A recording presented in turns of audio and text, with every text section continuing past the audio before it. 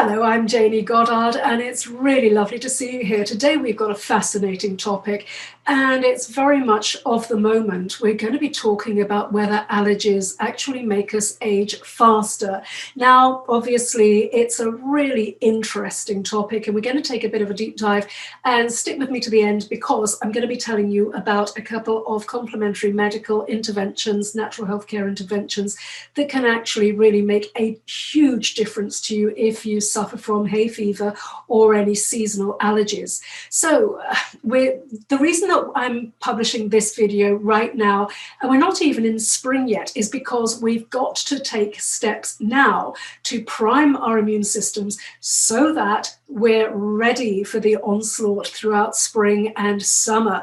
Obviously, you know, if we're talking about seasonal allergies, we're talking about pollens, we're talking about those sorts of allergens that get into the atmosphere when trees start producing their flowers and their pollens and so on and so forth. So let's get cracking. So one of the difficulties that people really experience is, of course, the symptomatology of what happens when we have allergies. So the streaming eyes, scratchy nose, the cough, the flu-like symptoms. I mean, it can make you feel absolutely ghastly.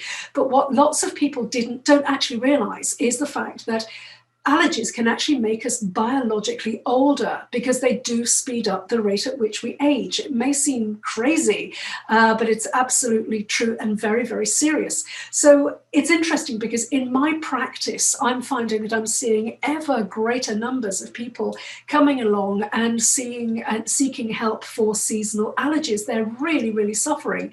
And the strange thing is that they hadn't suffered previously. Now, I'm the same. I never had hay fever as a child. My mum didn't either, and now we both suffer absolutely dreadfully. And we do think that what's actually happening is that it's to do with an increase in airborne pollutants, but we're going to come on to that in a little bit, in a moment or two. There's also some evidence, first of all, that stress can dramatically increase our predisposition to producing allergy symptoms. So stress management is one of the most important things that you can do. One of my top tips for you for stress management and actually modulating your response to stress so that you're not as bothered by things as you might ordinarily be, is to practice a type of mindfulness-based meditation, mindfulness-based stress response, which is called the relaxation response. Now, I trained in that directly under Dr. Herbert Benson from the Benson Henry Institute at Harvard Medical School. And Dr. Benson is the man who wrote the Relaxation Response book, if you've ever seen that. It's very popular. I'm sure you've probably even got it on your bookshelf. But if you haven't, and if you want an educational overview of it, and also a free tutorial download where I actually talk you through how to do the relaxation response, you'll find that as a free giveaway on my website, jayneygoddard.com. All the details are below the video in the show notes, so you'll be able to pick that up there. So I'll make sure that's done for you. So managing stress actually stops our immune systems from being sort of on overload, where we're sort of literally sort of waiting for any onslaught to come, you know, whether it's a stressor, whether it's an allergen or what have you. Okay, so if you start doing the relaxation response, it has been shown to reduce our response to allergens in the atmosphere. A number of other factors, of course, are responsible, including nutritional issues, of course, as we know, environmental pollution as well. And actually, of all of these, environmental toxicity is probably the worst culprit. We're constantly being exposed to unprecedented numbers of environmental pollutants. And actually, they believe that 40% of deaths worldwide are caused by pollutants in water, air, and soil. In the UK alone, the UK is just a tiny country in the great scheme of things, 40,000 people a year die as a direct result of airborne pollution. And the UK is a relatively clean country with very strict controls over emissions and other environmental contamination. So when we try to root out the underlying causes of this current allergy explosion, we also have to consider the effects of enormous numbers of toxins that are used in conventional food production. Unless we opt for organic produce, the foods that we eat are contaminated with fungicides, pesticides, insecticides, and all of those come under a class of chemicals called biocides, and they are designed to kill. After all, the word biocide can be broken down into its roots: bio meaning life and side meaning killing. So a biocide means killing life. So last but not least, we've also got to factor in the toxic burden to us of chemicals that we use on a regular basis to clean our homes and ourselves. And we also have to factor in cosmetics and the chemicals in those cosmetics as well. All of these toxins, whether we breathe, ingest, bathe in them, or put them on our skin, provoke an upregulation of our immune response. This puts our immune systems into a constant state of red alert, and this causes us to be excessively reactive or sensitive to allergens, so that we over-respond to other elements such as pollens, dust, and more. So all of that goes some way to explaining why people who previously hadn't had hay fever as a child are starting to get allergens. It's because of the sheer weight of toxic substances out there that we are constantly being exposed to, and it just upregulates our immune response, and that's why we're now responding to absolutely everything. So given that my broadcasts and this channel is really centered around holistic anti-aging, you're probably wondering what hay fever, allergies, and environmental pollution have to do with aging itself.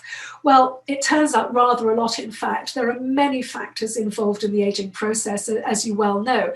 These include wear and tear, oxidative stress, psychological stress, inadequate nutrition, which in developed countries often means we're taking in an excess of calories through very nutrient-poor food, some of which is downright dangerous. For example, just one example of those is trans fats, and also, of course, think about high fructose corn syrup, which they, by the way, I don't know if you know this, they've now deceitfully rebranded as the very benign sounding natural corn sugar. So if you see natural corn sugar in any of the ingredients in your foods, dump it, run a mile, don't look back.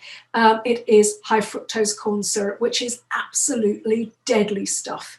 Of course, also, we've got to add processed meats into the mix, which are known carcinogens, refined carbohydrates and refined oils, and of course, adding additional salt to food as well. All of these lead to inflammation, which is a natural response to stressors, and it's usually helpful and protective. However, when it gets out of control and it becomes chronic, so meaning that it's just going on over time and there's no sort of seeming resolution to it, it causes devastating problems such as chronic inflammation, which underlies every degenerative disease. These include things like arthritis, heart disease, stroke, type 2 diabetes, many cancers, in fact, most cancers, and even the neurological diseases, Alzheimer's and Parkinson's. But did you know that the truth is that these are preventable, and many can be halted and even reversed in many cases. You just have to know what to do about them, and it takes a really truly holistic approach, and sometimes medical interventions as well. But if you can get the holistic approach down so that you are supporting your body, mind and emotions and spirit in as many ways as you possibly can with healthy interventions, then even if you did need to have a medical intervention, that stands a much higher chance of actually working well for you. Inflammation also lies at the heart of the allergic response. So coming back to allergies just now, in hay fever or seasonal rhinitis, every time that an allergic response is provoked by an allergen, precious resources are diverted away from our immune system, meaning that it can't do its normal day-to-day job of keeping us well. And this increases the degenerative and thus aging effect of stressors. So what's the best way of combating seasonal allergies? Well, conventional pharmaceutical medicine really has no treatments for allergies other than the sticking plaster approach of using antihistamines, which at the very best provide temporary relief. Complementary medicine, however, offers solutions which are extremely helpful as it works preventatively by addressing the underlying reasons why a person is developing this overreactivity to allergens. Several branches of complementary medicine are outstandingly effective in this arena: homeopathy, acupuncture, nutrition, and even several disciplines that are designed specifically to treat allergies. Each of these approaches aims to understand why the body is producing a set of symptoms and then provides whatever is necessary for the body to heal itself. In acupuncture, for example, the practitioner will ascertain which energetic pathways, known as meridians, in the body are blocked, and they will insert needles or apply pressure to that specific area to unblock the energetic flow, thus enabling the body to work correctly and to heal itself. Acupuncture is rapid, gentle, and effective. In homeopathy, the homeopath can work in two ways. First of all, they can prescribe homeopathic medicines which immediately address the distressing symptoms of allergies quickly and effectively. This is called acute prescribing, and the medicine given will usually be a highly diluted mixture of the allergens that the person is reacting to, and at this time of year, pollens and grasses are the usual culprits. The second way of working is slightly different. The homeopath makes a highly detailed, in-depth analysis of the patient's symptoms, lifestyle, medical history, and much more, so that the person's constitutional remedy can be prescribed. This is also going to be a highly dilute medicine, but it differs from an acute prescription in that it is totally individualized and addresses the person's symptoms holistically. The homeopath helps the person to become more balanced and healthy overall and better equipped to deal with stressors, including allergens. This is the essence of preventative medicine, the creation of a state of physical, mental, and emotional resilience, so that the person remains healthy regardless of external factors which might undermine a person in a more weakened state. There are plenty of research papers now on homeopathy. Homeopathy has to date been a controversial approach because a lot of people feel that it is difficult to understand why these highly diluted substances might possibly have an effect on the body.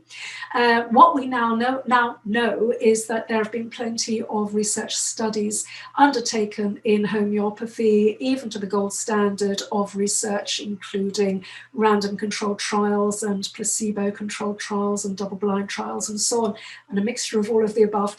And nevertheless, what's happening and what's being shown is that homeopathy in well-conducted trials is showing that something's going on. So of course, as they say in science, more work needs to be done. But I think we're past that point of simply saying, oh no, homeopathy's rubbish and it's all a placebo response, because we see animal studies and studies in small babies and so on that also produce results. So we can chuck the placebo response critique right out of the window there and then. In fact, underneath this video, I've included a link to a systematic review of homeopathy trials for allergic rhinitis, also known as hay fever. So you can take a little look at that and make up your mind.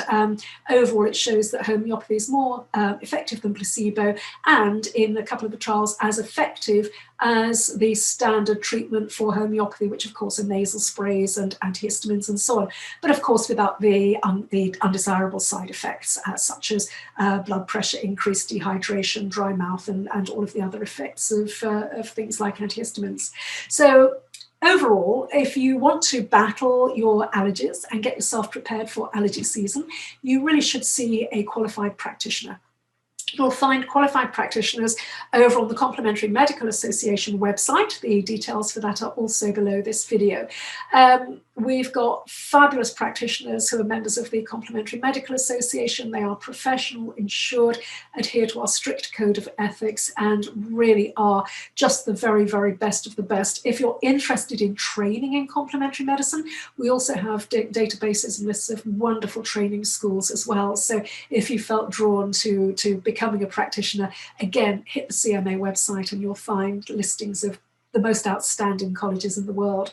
And finally, my latest book, Rewind Your Body Clock, The Complete Natural Guide to a Happier, Healthier, Younger You, has all of these strategies for complete holistic well-being, mentally, emotionally, and physically, by getting all of your ducks in a row, as far as every aspect of health is concerned, will dramatically improve your resilience, so that when you are faced with allergens, which are environmental stressors, your body can simply bounce back and not start to produce these horrible symptoms. I do hope this video is useful to you, and I really do hope that you'll let me know if you're going to try any of these approaches. Leave me some notes and comments underneath this video. I love to hear from you. Please also let me know if there are any other topics that you'd like me to cover, and please also share this video to people if you think it's going to be useful for them. Please subscribe to the channel if you haven't done so already. Hit the little like button, and if you found this useful, give the video a thumbs up. Thank you so much. Lots of love. Chat soon. Bye bye.